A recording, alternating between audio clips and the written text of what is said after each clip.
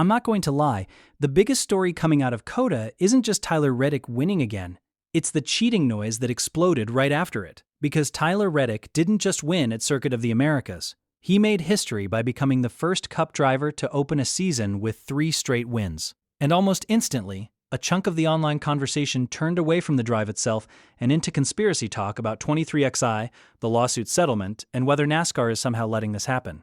The actual race result is real. Reddick beat Shane van Gisbergen by nearly 4 seconds at COTA, and he left Austin with a massive 70-point lead in the standings.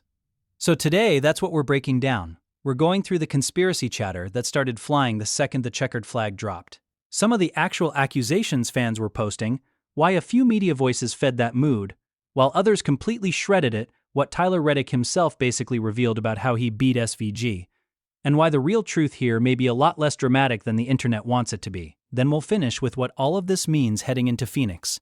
This isn't just one random win.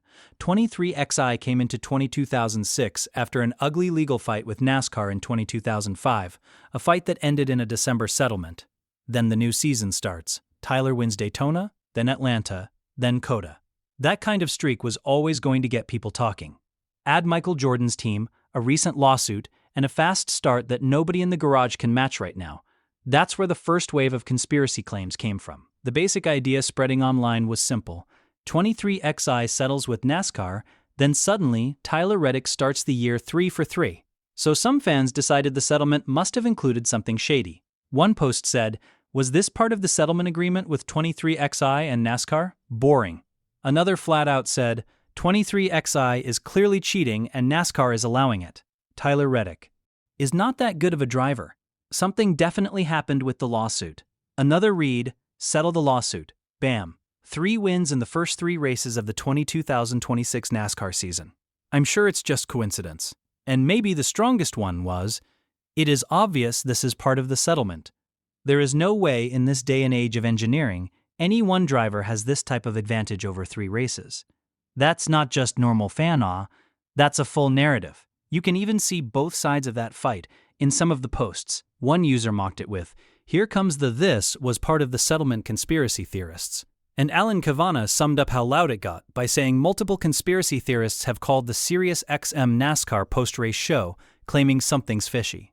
Apparently 2 wins was cool. 3 is just too much. That right there tells you the real mood after COTA. This wasn't just a couple random replies. It got big enough that media people were openly reacting to it. And I get why that feeling hits some fans, even if the conclusion doesn't hold up, because from a pure storyline angle, it almost sounds too perfect. Michael Jordan's team settles the legal war with NASCAR, then his driver comes out and starts rewriting the record book. That's the kind of sequence that makes sports fans suspicious, even when nothing illegal is actually there. But this is where the conversation gets way more important, because some actual NASCAR voices completely rejected that conspiracy line. One of the strongest responses came from Jeff Gluck and Jordan Bianchi. And honestly, this is where the bombshell truth part of the story starts to settle in. The people who actually cover the sport closely think the conspiracy theory falls apart the second you apply any logic to it. Gluck said, "By the way, I don't know what people are referencing talking about this conspiracy. They won the lawsuit, so now everybody thinks it's somehow rigged that 23XI won 3 in a row. That has." I mean, I shouldn't even try to apply logic, but think about this. Let's say NASCAR was like, all right, they won the lawsuit and we're going to give them some advantage. Let's have them win the first 3 races of the year. That won't be super obvious or anything. That quote matters because it goes right at the heart of the theory. If NASCAR wanted to secretly help a team, making it this obvious would be the dumbest possible way to do it. And Bianchi piled on in a way that made the whole thing sound even more ridiculous. He joked, "You've got to go back further than that. You've got to be like, we're settling this multi-million-dollar lawsuit in December. One last thing. One last amendment we're going to add in there for 23XI. We're not just going to win the Daytona 500. We want Daytona, Atlanta, and COTA." NASCAR is like, seriously? And MJ's like, "I work in 3s. That's how I do my business." That's funny, but it also makes the point. The theory sounds dramatic until you actually say it out loud. Gluck went even further and basically called out the contradiction in NASCAR fandom. He said NASCAR fans are always like, NASCAR can't even get this right.